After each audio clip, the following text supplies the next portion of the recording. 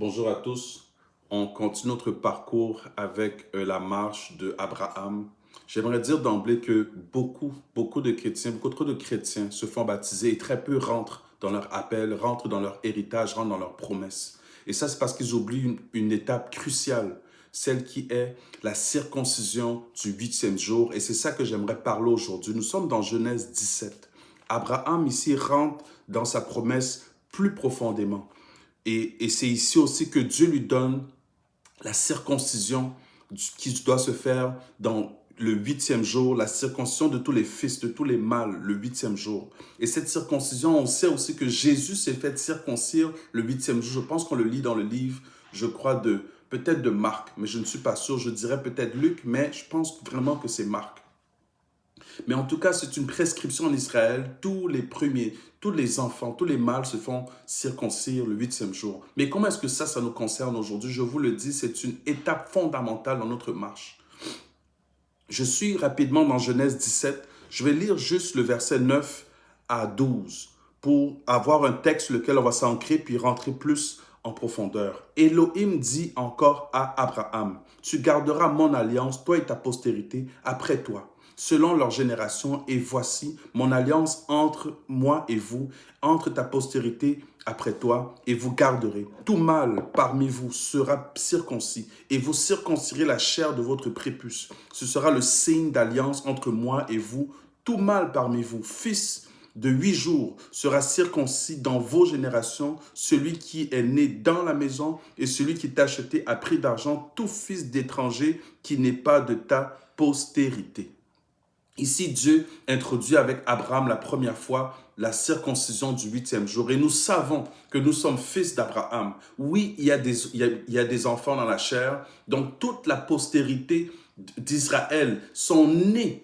dans la chair d'Abraham. Ils sont aussi fils d'Israël. Ils sont aussi fils d'Abraham plutôt dans la chair. Mais nous aussi, nous sommes fils d'Abraham, mais en esprit. Nous sommes fils spirituels d'Abraham. J'aimerais vraiment qu'on puisse se souvenir, comprendre toujours que Abraham a reçu en réalité deux types de promesses. Abraham a reçu une promesse qui est dans la chair et il a reçu aussi une promesse spirituelle. Souvenez-vous, alors que Abraham part pour aller recevoir cette terre qu'on appelle Canaan, on nous en parle tout le long dans Genèse, et c'est la terre que lui, il va hériter. Mais souvenez-vous que dans Hébreux 11, on nous dit que Abraham recherchait la cité céleste, une cité qui n'est pas de cette création. Donc Abraham avait la notion spirituelle d'une promesse, malgré qu'il marchait sur terre sur une autre promesse. Donc la promesse de Dieu avait deux dimensions, une terrestre qui concerne ici les fils terrestres et une céleste qui nous concerne nous aujourd'hui. Donc j'aimerais te faire comprendre que cette circoncision du huitième jour te concerne aussi. Et j'avance un peu. Pourquoi est-ce que nous concerne? De quelle manière est-ce que j'aimerais le dire aujourd'hui de manière le plus simple possible, le plus court possible, parce que c'est quelque chose que j'aurais pu, je devrais pourtant étendre plus, mais ce n'est pas le but aujourd'hui, on n'a pas le temps aujourd'hui, mais je dirais simplement que le huitième jour, c'est quoi? Le huitième jour, c'est une dimension hors création terrestre, parce que la terre et les cieux ont été créés en 7 jours. Donc, on ne nous parle pas de 8 jours. Mais j'aimerais vous dire qu'après le septième jour, qui est le repos, le Shabbat, il a le huitième jour. J'aimerais te faire comprendre que le huitième jour est une dimension hors terrestre. C'est le royaume de Dieu, le huitième jour. Je veux te faire comprendre que quand tu viens en Christ, quand tu rentres en Christ, quand tu rentres dans cette alliance avec Jésus-Christ et que tu rentres véritablement dans son repos, comme Matthieu 11, 28 te le suggère, prends sur moi ton joug, viens sous mon repos.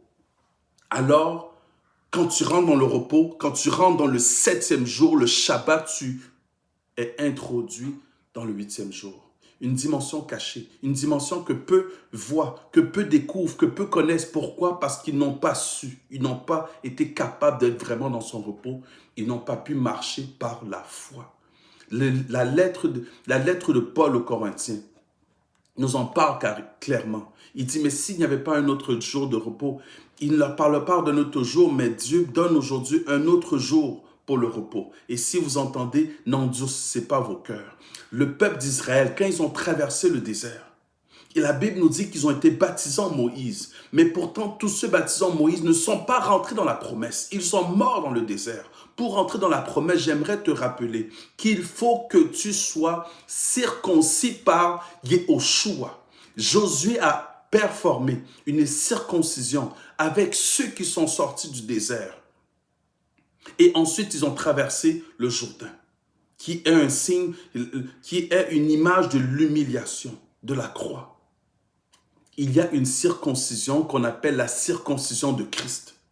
Mais cette circoncision de Christ nous a été émagée par Yehoshua, Josué, qui a circoncis 2 fois, la Bible nous dit, les enfants d'Israël. Mon ami, il y a une circoncision que Jésus-Christ opère dans ta vie, après ton baptême, qui est l'image du baptême des enfants d'Israël pour qu'ils rentrent dans le désert, pour qu'ils sortent de l'Égypte, pour rentrer dans le désert, pour aller vers la terre promise. Il y a une autre circoncision qui doit être faite, qui a été faite par Josué, Yehoshua, la circoncision de Christ, dont les Écritures de Paul nous parlent.